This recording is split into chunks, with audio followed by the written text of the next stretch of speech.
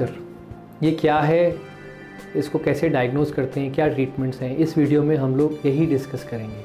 Kidney हमारे शरीर में होती हैं दो, इसके कैंसर को किडनी कैंसर कहते हैं।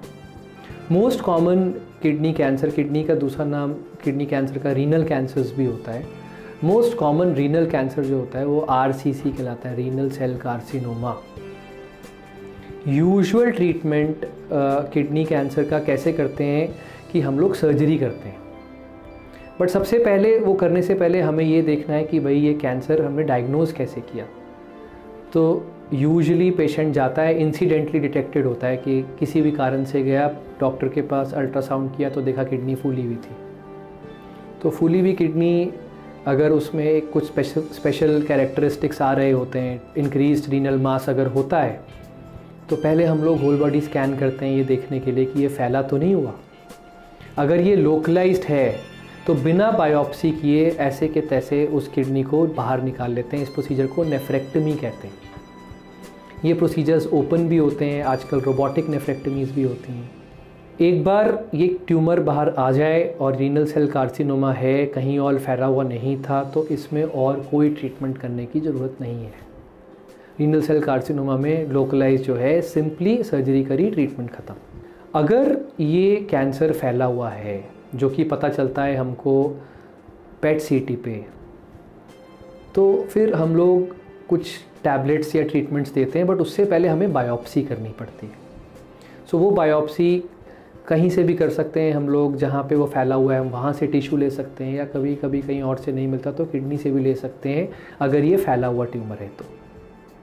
उसमें अगर रीनल सेल कार्सिनोमा है, इवन स्टेज 4 में नेफ्रेक्टमी का कुछ रोल है।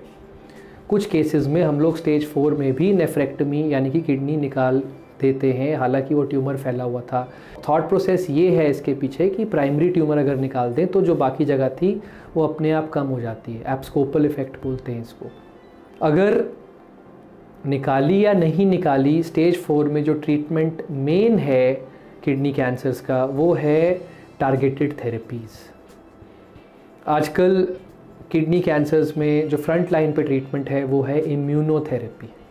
इम्यूनोथेरेपी कुछ दवाइयाँ हैं जो बॉडी की खुद की इम्यूनिटी को स्ट्रॉन्ग करती हैं और कैंसर से लड़ने में शक्ति देती हैं।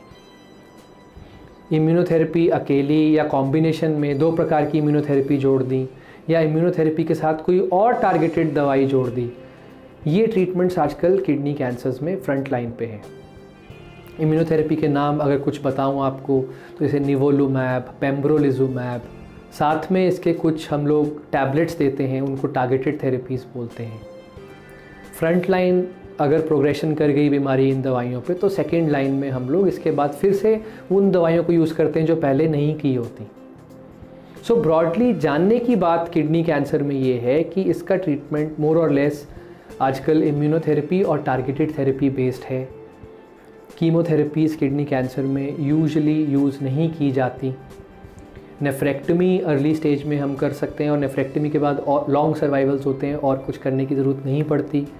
नेफ्रेक्टमी जो है ये रोबोटिक नेफ्रेक्टमी भी आजकल अवेलेबल है। So you must ask your doctors कि कौन सी दवाई देनी है, बिकॉज हर दवाई के कुछ साइड इफ़ेक्ट्स हैं और कुछ बेनिफिट्स हैं। तो साइड इफ़ेक्ट्स वर्सेस बेनिफिट को हम लोग बैलेंस आउट करके ट्रीटमेंट डिसाइड करते हैं।